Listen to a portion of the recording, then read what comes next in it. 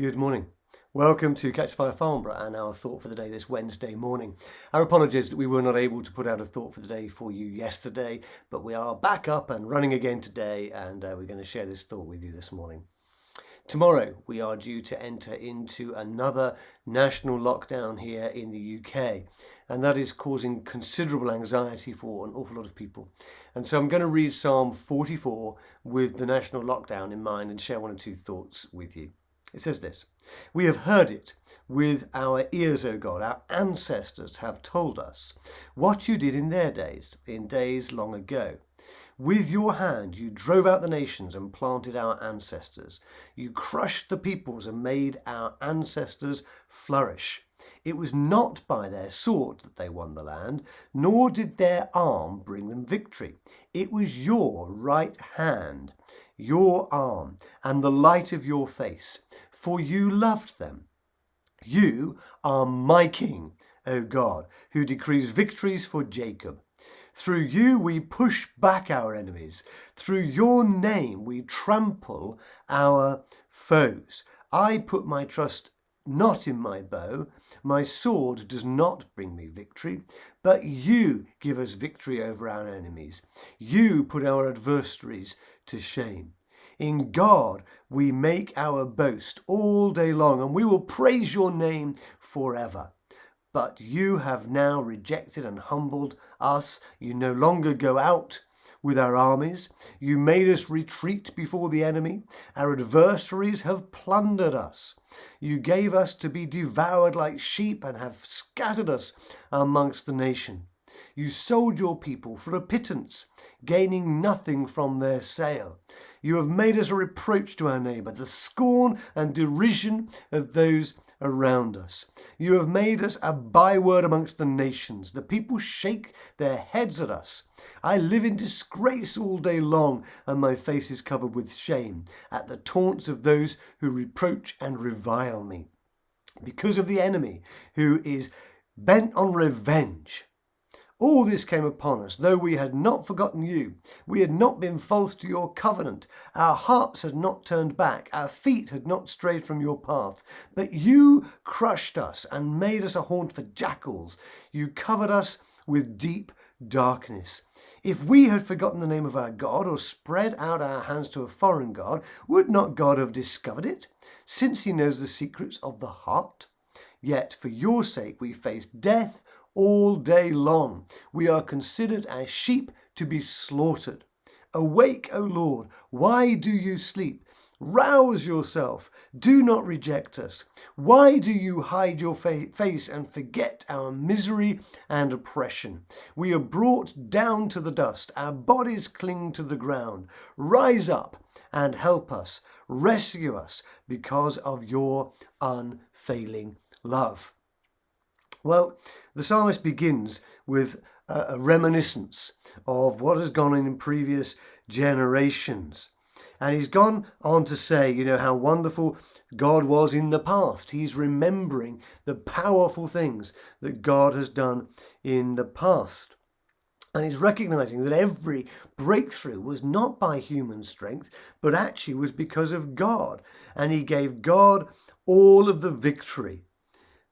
Through your name we trample our foes, verse 5 said. And he's recognizing that there is power in the name of God. He's declaring the power in the name of God. And we need to remember that there is power in the name of Jesus. Then he goes on then to say, however, despite the fact that you've moved powerfully in the past, why is it that we're in a situation now where it feels as though we're losing? Why is it that it feels as though we're in a battle that we cannot win?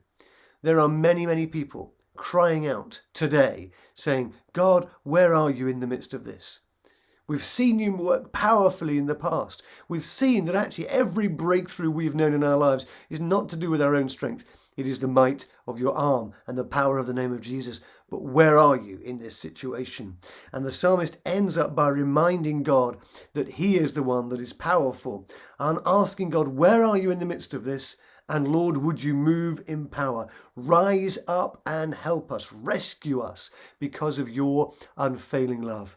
If ever there were days for the Church of Jesus Christ to remind the Lord that he is all-powerful and that we believe it, we're not reminding him in case he's forgotten, we're reminding ourselves, Lord, you are all-powerful. There is power in the name of Jesus. We have seen you do mighty things in the past. We've seen healings, miracles, signs and wonders.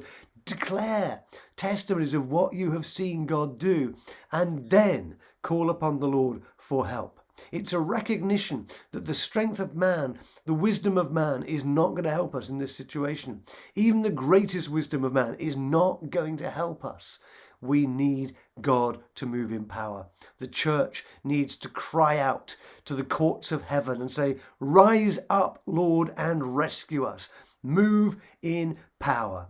And we need to be praying that it is time for the church to do battle in the heavenly realms and declare victory over the enemy that has sent this horrific virus upon the world. Don't stop praying. And as we go into this lockdown, commit yourself to worship the Lord. Remind yourself that actually God is still on the throne. Jesus is still victorious. The devil is still defeated. And ultimately, Jesus is victorious even in this coronavirus. We don't understand what is happening, but we do know that breakthrough comes through Jesus. He is all-powerful. There is power in his name, and we need to pray without ceasing. So I want to encourage you, pray today. Pray that God would move. Pray that he will move in power. Pray for peace for those that are feeling anxious as we go into this lockdown. See if there is anyone that you can reach out to support today. Someone who's vulnerable, someone who's alone, reach out to them. Someone that's feeling scared, reach out to them. Assure them of your love and of the love of God. Commit to pray for them. Ask if there's ways that you can help and support them. Let's encourage, strengthen, and build one another up in strength. But most of all, keep your eyes upon Jesus. It is not the end of the world. The enemy has not won. He will not win. Jesus has won. Jesus is victorious. We will see breakthrough, and we need to keep pressing in. God is at work. And if you spend time with him in this new lockdown, you will come out of it stronger than you go into it. I guarantee it. It happened with the last one. It'll happen with this one. Pray for wisdom for the decision makers. Pray for the NHS and pray protection over the nation in the beautiful name of Jesus. And we'll see you same time, same place tomorrow. God bless you.